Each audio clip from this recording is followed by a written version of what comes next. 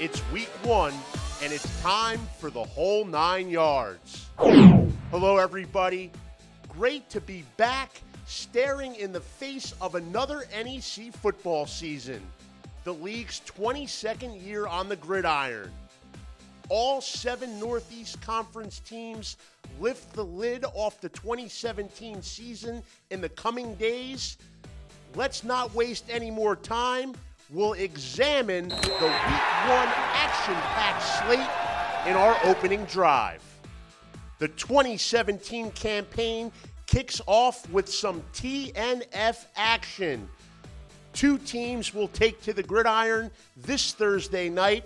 We start in Grimes Hill, where the Wagner Seahawks, pegged for a third-place finish in the NEC preseason poll, will play host to Division II member St. Anselm. One of the NEC's most experienced teams, the Seahawks should be a handful for St. A's. Wagner has all Northeast Conference performers on its offensive line, the quarterback position, running back, and wide receiver. Thursday night's affair, which will air live on NEC Front Row, will be a nice tune-up for the Seahawks NEC opener at St. Francis U September 9th. Also in action on Thursday night, August 31st, the preseason favorite Duquesne Dukes.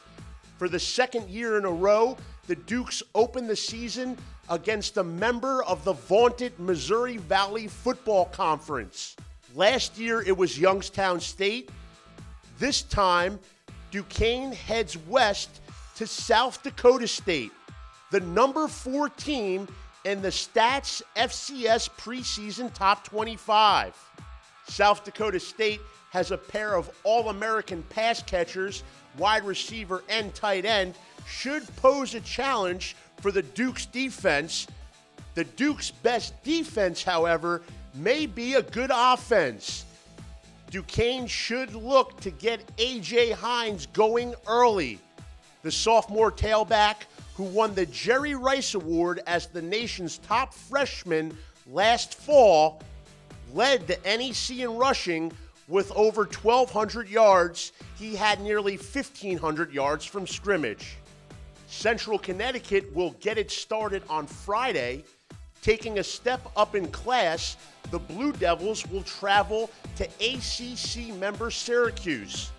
It's only the second time ever that CCSU will play a member of the Football Bowl subdivision, and it's the first time since 2007.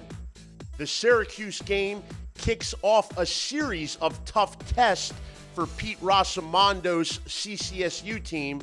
You know, our guys they're excited to be in that environment. You know, I think all these guys that we recruit want to play Division I football, and they want to play at a high level. And you know, here it is, your chance to play at a high level, the highest level in college football. And you know, we just want our guys to go out and play hard and make sure that we come out healthy, obviously, because we got 10 more after that one, and just have a great time. You know, enjoy the atmosphere, enjoy the environment, and stay on schedule. The Blue Devils will play Fordham next in their home opener before hitting the road again for 2016 FCS national runner-up Youngstown State. The first Saturday of the 2017 season features 4 games, all at Northeast Conference home venues, all carried live by NEC Front Row. Up in Smithfield, Rhode Island, the James Perry era will kick off as the Bulldogs host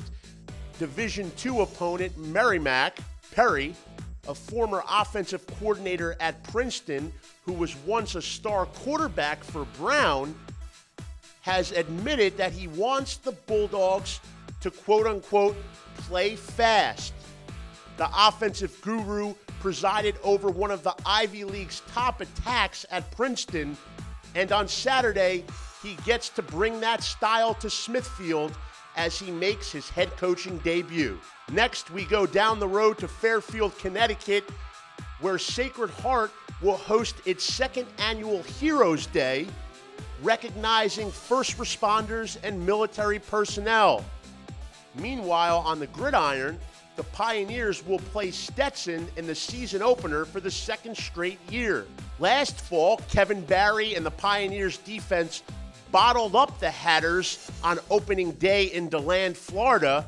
This time, they faced the Pioneer League member at home before hitting the road for 3 consecutive non-league dates. The other half of Saturday's Week 1 docket will transpire out in the Keystone State. First, we go to Loretto, Pennsylvania, where St. Francis will be in action in front of its home crowd for the first time since clinching the Northeast Conference crown against Central Connecticut last November. First up for SFU and new starting quarterback Bear Fenimore is Division II member Lock Haven. On paper, this matchup heavily favors the Red Flash, but Chris Valerial's real challenge will be preparation for the Week 2 Northeast Conference opener against the aforementioned Wagner Seahawks. West of Loretto, out in Moon Township, Robert Morris will lift the lid off what it hopes to be a much healthier season for the Colonials. They kick it off with a long-running rivalry against Pioneer League member Dayton. The home game against Dayton precedes a string of killer opponents for RMU. We'll hear more from head coach John Banaszak as he runs his team through the gauntlet in September later on in the show. After a successful opening drive, it's time to take a look at whose stock is on the rise. For the first time in 4 years, R.J. Noel will not be Sacred Heart's opening day starting quarterback. The NEC's all-time leader in total offense has expended all of his eligibility, but Sacred Heart's quarterback situation is far from dire. That's because we think Kevin Duke's stock is on the way up. Duke, a senior, will assume starting signal caller duties for Sacred Heart, but he won't be coming in with cold feet. In fact, Duke is actually the last quarterback to take a snap for Sacred Heart in game action. In the 2016 regular season finale, he came on in relief of an injured R.J. Noel and proceeded to pass for 227 yards and 2 touchdowns, all in the second half against Bryant. The statistical sample size may be small, but more importantly, Duke unquestionably looked comfortable in the live game action. Not to mention, it's clear that he has the confidence of his head coach and his teammates.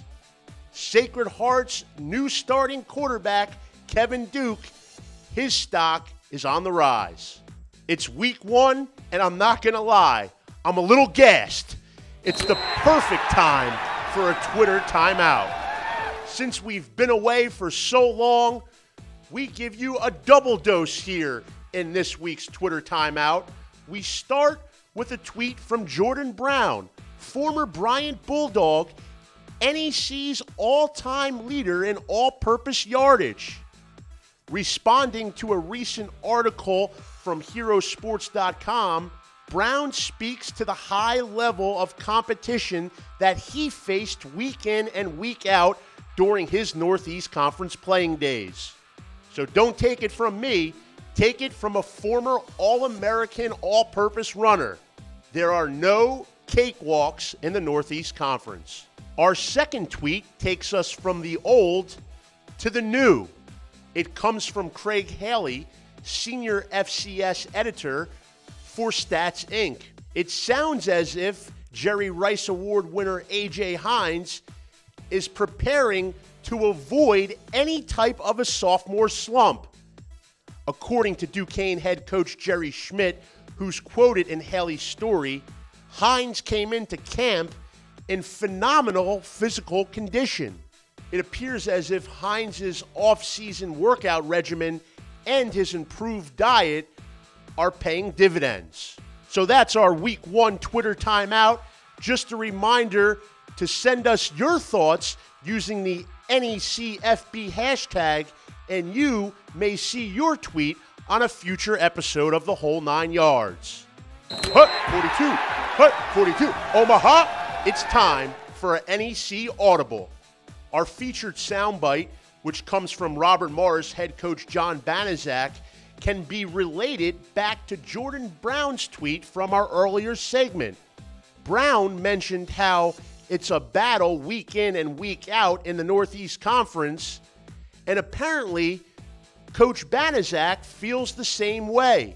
That's why he's running the Colonials through the gauntlet with an ultra-competitive non-conference schedule. Well, you know, we purposely are trying to make the front end of our schedule, our non-league schedule, a difficult schedule in preparation for the Northeast Conference. I'm not going to put it all on Craig Coleman, okay, because he's my boss.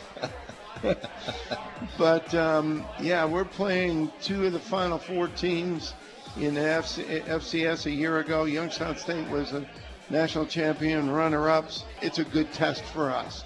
It's a test for us to find out where we're at, not only as a football team, but a program, and we've got to find out if we're headed in the right direction. What's amazing? Stats amazing. St. Francis U alumnus Lorenzo Jerome was one of the best in Northeast Conference history. Second all-time in career interceptions with 18, numerous passes defensed, quite the ball hawk. He will be missed in the SFU secondary, but the cupboard is far from bare. Starting cornerbacks Malik Duncan and Jalen Wells tied for second place amongst NEC leaders in passes defensed last year. Duncan had 13 PBUs and 2 INTs. Wells broke up 12 passes and picked off another 3. He took 2 of those to the house, including one in the FCS playoffs against Villanova. SFU has plenty of experience at the safety positions as well. Hakeem Kennard and Delando Boyd both have starts under their belt. Boyd was a member of the preseason All-NEC team. So to sum it up, St. Francis U lost the best defensive back in Northeast Conference history, but the Red Flash still returned the most accomplished defensive backfield in the Northeast Conference. And quite frankly, stats amazing. Time's ticking away on our opening episode of The Whole 9 Yards, but before we go, we want to share a little Did You Know? Did you know the Northeast Conference is instituting an instant replay system for the 2017 season? Partnering with WingWarp, a San Francisco-based technology firm, all Northeast Conference League games will employ the WingWarp fully functional wireless replay system. Game officials will have instant access to multiple angles of every play thanks to WingWarp's 10-camera setup. The system will be operational at 4 NEC venues in Week 1, all on Saturday. Bryant, Sacred Heart, St. Francis U, and Robert Morris will kick off the new season with the aid of WingWarp Instant Replay. While you're watching on Front Row, the game officials will be watching on WingWarp.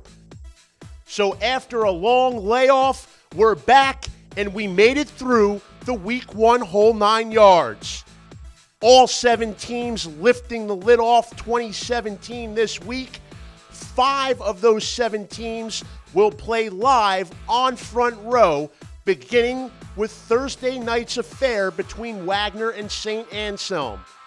As always, access to Front Row is completely free and in HD, so I hope you're ready as we're set to enjoy another season of Northeast Conference football. I'm Ralph Ventre. Thanks for watching.